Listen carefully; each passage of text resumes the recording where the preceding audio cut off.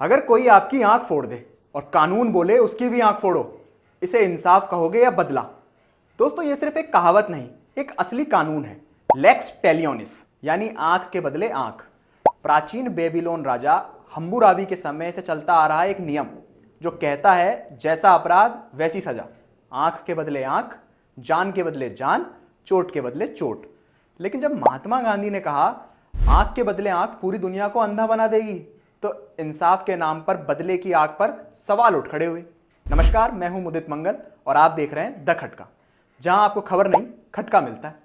और आज हम बात कर रहे हैं एक ऐसे केस की जिसने इस पूरी सोच को फिर से जिंदा कर दिया है। तो अगर आपने अभी तक खटका को सब्सक्राइब नहीं किया तो खटाक से कर लीजिए, क्योंकि केरल की नर्स निमिषा प्रिया आपको जरूर याद होगी, या फिर आपने अपने मोबाइल पर सोशल मीडिया को स्क्रॉल करते हुए इसका जिक्र जरूर देखा होगा।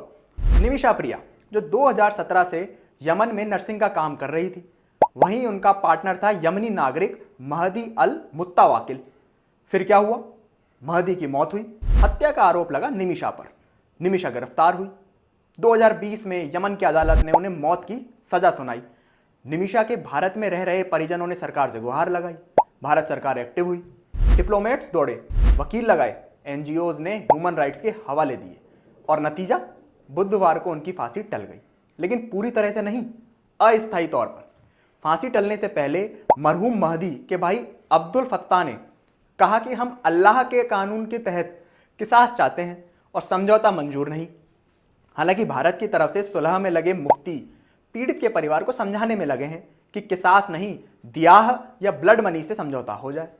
अब यहां एक शब्द आया, किसास और दियाह। क्या आप जानते हैं किसास और दियाह और ये कैसे मुस्लिम देशों में आपकी जान बचा सकता है? इस्लामी शरीयत के तहत किसास मतलब खून के बदले खून, यानी अगर किसी ने जान ली तो बदले में उसकी भी जान ली जा सकती है। इसे बिल्कुल बराबरी का बदला कहा जाता है।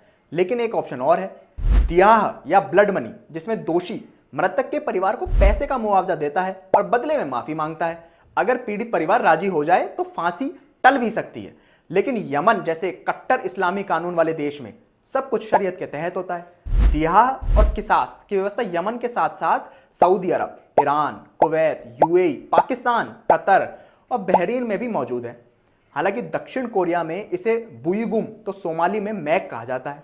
अब केस में ट्विस्ट क्या है? निमिषा जिस शहर सना में रहती थी, वहां हूती विद्रोहियों का कब्जा है। हूती लोग जैदी शरिया विचारधारा के हैं और वहां कड़ा शरीयत कानून चलता है। अब महदी के भाई ने साफ कह दिया, हमें सिर्फ किसास चाहिए, कोई दिहा या मुआवजा मंजूर नहीं। भारत की ओर से कोशिशें चल रही हैं। मुफ्ती, वकील, एनजीओज और इंटरनेशनल एजेंसियां सब चाहते हैं कि ब्लड मनी से समझौता हो जाए। लेकिन भाई माने तब ना। तो सवाल अब सिर्फ निमिषा की जान का नहीं है। सवाल है, क्या इंसाफ सिर्फ बराबरी से ही होता है या इंसानियत से भी हो सकता है? क्या गांधी जी की बात आज भी मायने रखती है? किसास या दिहा पर आपकी क्या राय है? कमेंट बॉक्स में बताइए। और अगर आपको ये वीडियो थोड़ा भी सोचने पर मजबूर करे तो अभी के अभी खटाक से सब्सक्राइब बटन खटका दीजिए, लाइक कीजिए और ज्यादा से ज्यादा शेयर करिए।